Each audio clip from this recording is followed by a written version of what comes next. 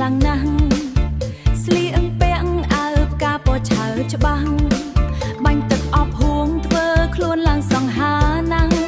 ដើរចេញពីផ្ទះមិនប្រាប់ប្រពន្ធមួយម៉ាត់ឡើយបងដើរចូលវត្តភ្នែកសម្លឹងមើលតែក្រមុំឃើញគេរំវង់បងចូលទៅញ៉ែជុំ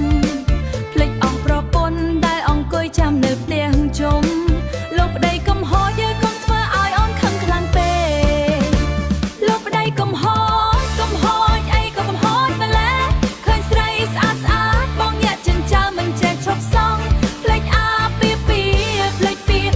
យសន្យាអស់រលីងមែនទេកំឡោប្រយ័ត្នណាម្ចាស់ថ្លៃត្រឡប់ទៅវិញដឹងគ្នាហើយ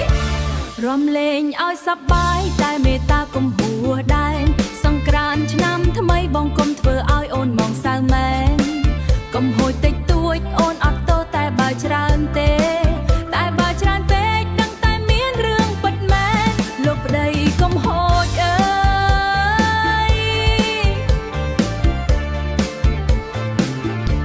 លោកប្តីកុំហួចអើយឆាប់មកផ្ទះវិញទៅណាលោកប្តីកុំហួចអីក៏កំហត់ម្លេះឃើញស្រីស្អាតស្អាតបងញាក់ចិញ្ចើមិនចេះឈប់សងភ្លេចអាពីភ្លេចពាក្យសន្យាអស់រលីងមែនទេកំឡោប្រយ័ត្នណាម្ចាស់ថ្លៃត្រឡប់ទៅវិញដឹងគ្នាហើយលោកប្តីកុំហត់អីក៏កំហត់ម្លេះឃើញស្រីស្អាតស្អាតបងញាក់ចិញ្ចើមិនចេះឈប់សងភ្លេចអាពីភ្លេចពាក្យសន្យាអស់រលីងមែនទេកំឡោលោកប្តីកុំហត់ឆាប់មកផ្ទះវិញទៅណាដឹងគ្នាហើយ